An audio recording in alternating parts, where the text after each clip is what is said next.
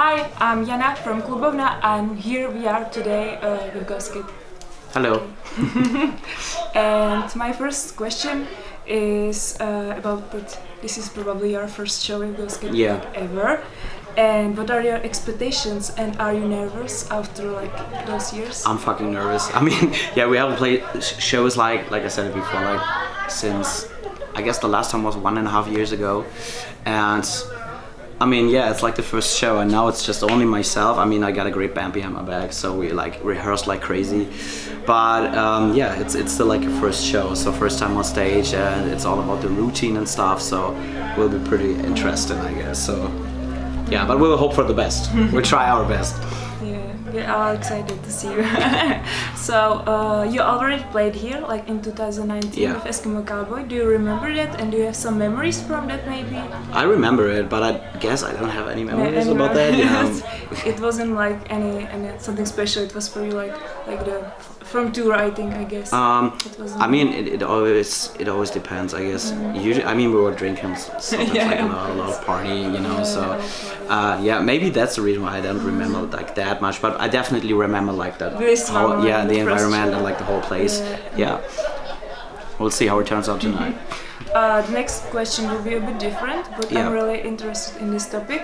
How did German government help musicians and other culture itself in your country? Because here in Czech Republic, it helped a little bit. They got some money and a bit of support, but it wasn't really much. So how it was? It's basically the same, or I would say maybe even worse, because I mean, they always like promised some support, and there was just something like a little bit of support. There were some protests. I heard maybe about the culture. Yeah. I mean, it was not like a real protest. It was more like to set a sign, like for all the cultural aspects as well, because it seems like they totally forgot about like culture in general in Germany, and that's a really crazy thing. So. And I mean, like for myself, it was like pretty weird because we dropped the record like when Corona started and so on, and we were not able like to play a debut tour or something. So it was pretty weird. And I mean, there was not like, I would say, the help we needed at all. It was really like that they totally forgot about the whole culture.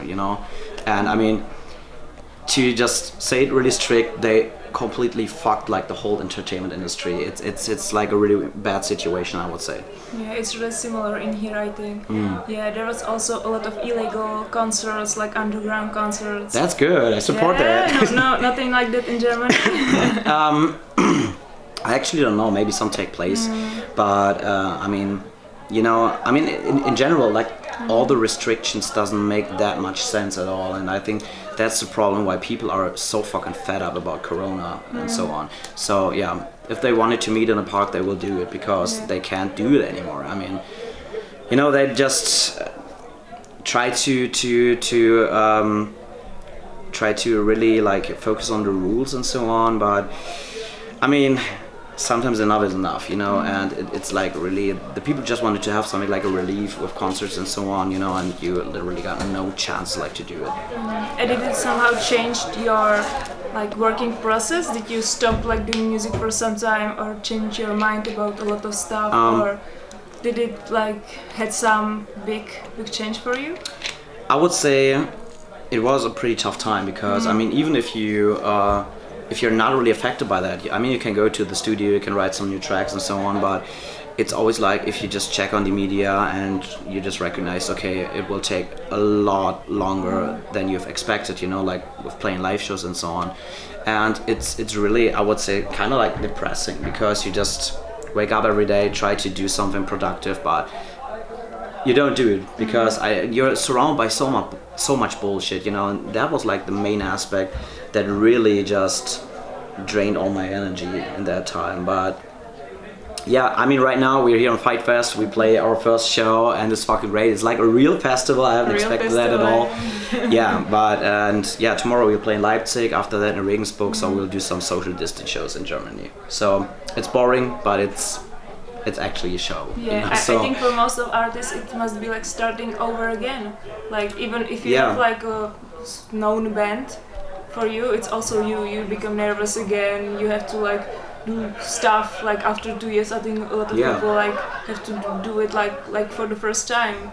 I mean, yeah, today it's really like for the first time, but yeah, I mean, you can't keep the routine, and I mean, my drummer Steve, he's from Sweden. It's always like a big struggle. So in the beginning, we had some big problems with Corona because he was not allowed to. Yeah, also traveling must be like difficult if you have like different countries. Exactly. So this time it was like a fucking pain in the ass because it was so fucking expensive, you know. So you had to get like an express test, like a PCR test. So you need to like readjust like all the flights. And I mean, he's not living like in the main city, like in Stockholm. He is like living on something like on the countryside. I don't know where he lives. Sorry, Steve. But yeah, so he had to take a train like really late at night. Had to do like this test. And then just straight come over to Germany, you know, so it was fucking stressful. I really hope that this bullshit is like done pretty soon. So now we are getting like 2 more like happy stuff. I want to ask about like your new work. For me, it sounds a bit more serious than the work you did before. And you talk about global themes and problems. And what was the breaking point for you that you want to do this? Because do you feel like this is the right time to speak up about these things? I think there's no right time like to speak up in general. I think there are always like problems occurring like every time. And I think it's a good thing. I mean, you don't have to do it. I wouldn't like tell every artist, okay, you have to do something serious, you know, but for me it was like when I was writing the record, for me it was like I had a lot of stuff that I was thinking about a lot, you know, and this probably was the reason why the whole record turned out a bit more serious. I mean, I wanted to do it like anyway because, like I said it in multiple interviews before, I couldn't identify myself with Eskimo Callboy anymore, like with the music we were doing, and so I just wanted to do something like more dark and aggressive, and yeah, there was like a lot of stuff that was in my mind that I really just put on those songs, and I really tried to give my best and try to make it the best I can. But yeah, maybe that's the reason why it turned out like that dark and serious, because I don't know. I talked once to my mom and I showed her like the whole record and my girlfriend, and they asked, okay, that's a nice record, but can't you write something happy? It was really like that. Yeah, but there was a lot of stuff that was bothering me, and it was like writing that whole record was more like a therapy for me. So you think the next record may be like completely different? It don't depend on like this stuff, or we will see. We'll see. We will see. Okay. I don't know. And your whole album, like GHØSTKID, has million streams on Spotify, and that's really good, because I think rock music and harder music in this time is not on its peak. And how do you feel about this? Do you think it's like more difficult to get popular with this kind of music, or you don't see like any difference because you worked with like different kinds of music before? I would say it always depends. I mean, as long as you do something really good, but I would say probably if you just do it properly, like in the rap game or like in the pop music, it's a bit more easy, you know, because I mean, of course, like metal in general or like hard rock music is always like that. You just, it's not that much people are listening to it, you know, than like compared to pop and hip hop. So, but yeah, I'm pretty satisfied like with the numbers. I mean, it was crazy in the beginning because I never like checked like the numbers on Eskimo, for example. For me, it was like, okay, is that good or is it bad? I don't know, but yeah, it's all right. Like for the first project, it's amazing. And did you expected something like that, or you were surprised that people were liking it so much? I was really surprised, to be honest. I mean, of course, you got those people. I mean, yeah, I was like the singer, and I got quite a good base, but there have been like a lot of people who just discovered like GHØSTKID recently, and it's great because it's like kind of like international, and that's the reason why. What I really wanted to do is I wanted to include like everybody. That's the reason why I just run my channel only like on English, you know, that everybody is able to understand what I'm talking about. To be honest, I was surprised that you're from Germany. Like, why? You cannot see it. Like from like the whole thing is done so great. Not to say that in Europe it's not so alike to do like the whole I think it's also because of the money, because a lot of artists doesn't have the budget to do it like properly, like the whole thing. So yeah, I mean, when everything started, you know, I just wanted to make sure that, for example, like the label who always like, I mean, gives you the money and stuff, I wanted to do it like, I just wanted to give the best I can. So I really set up like a whole presentation because I mean, like the vision about GHØSTKID, I got it for a long time in my mind, and I just wanted to like present it perfectly, that they know what I wanted to do, and that was like a big impact. So probably that's the reason why I just could realize it like on a higher level compared like to when you start like from point zero. Yeah. And did it end up like exactly like you were imagining, or you had probably a lot of time to make it? I would say it turned out even better than I expected. Yeah. That's great. Like.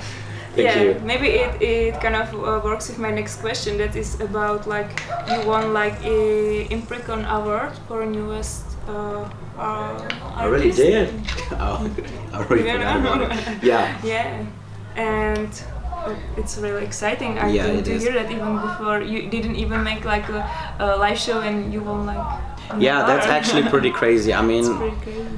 Yeah, I mean, everything was planned, so we had to postpone the tour like probably like 3 times, but it was eventually it was a bit better, like to have a bit more time, you know, like to really focus on things. And but yeah, now we are here, so seems like things are getting real right now. And do you have some plans for future in this year, for example, or you don't plan it all and leave it for a destiny because of this time? I mean, we will play just a few festivals, and it's like really depending on the situation because things are like changing like pretty fast on a daily basis. So I think we will play just a few festivals, and probably I really hope so that we can like keep the tour at the end of the year. But yeah, besides that, just writing new music. And that was my last question, but I have something in my mind because from the presentation of whole GHØSTKID, I don't really understand if I should think about it as your project or as a whole band. Basically, I would say it's more like a solo project, but with a whole band. You know, yeah. Yeah. So I mean, like I'm the one who's responsible for everything. But those guys are highly involved like in everything, you know. But when it comes down to like the presentation, I would say it's more like a solo project, but with a whole band. Yeah. So all the problems comes with you. Yeah, exactly. And you will be writing your next music, or you want them to be a part of it? I think I don't know yet, but I mean, we talked about that. I said, okay, guys, I will do like everything on my own when it comes down to like the creative process, and I'll just work with people I really wanted to work with, you know. So, and I'm still not like empty. So there is a lot of stuff I wanted to do, and I mean, I'm still evolving a lot about like GHØSTKID, you know. So I really wanted to keep it this way, probably because it turns out absolutely amazing. It's great if you just got an idea and you can just focus directly on the creativity. But yeah, maybe, I mean, I'm open-minded. If somebody's just writing a sick riff or like a pretty good chorus, of course I'll add it like to GHØSTKID. So it's not a problem. It's not that strict. And how did you choose like your band? These are your friends, or you had like some competition for? I mean, these are. I mean, with every single one, I got a different story. So, for example, Japo, he recently joined the band with Chris together, like the 2 guitar players.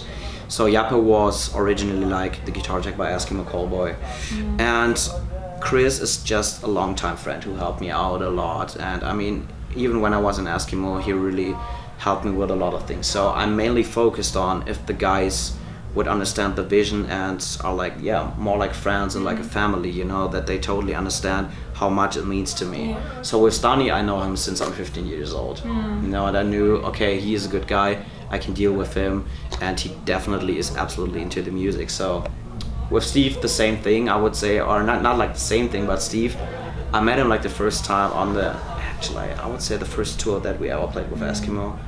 And he was always like a sick drummer, but on this tour where I met him, he was there as a singer. And then I discovered, hey, he's like a sick drummer, so I need this guy. Took a while, but now we got a fixed setup, so it's pretty cool, and like the whole crew everything turns out pretty well. Okay, I think that was my next question. So thank you so much. Have a wonderful Thank you. time. Thanks for having me. I hope you enjoyed this in here and stick it really in hope your so. mind for the next time. Yeah, it's like the first show. Okay. I'm fucking nervous, but we'll see. Okay, thank you so much. Thank you. Tak jo, tak asi k akci.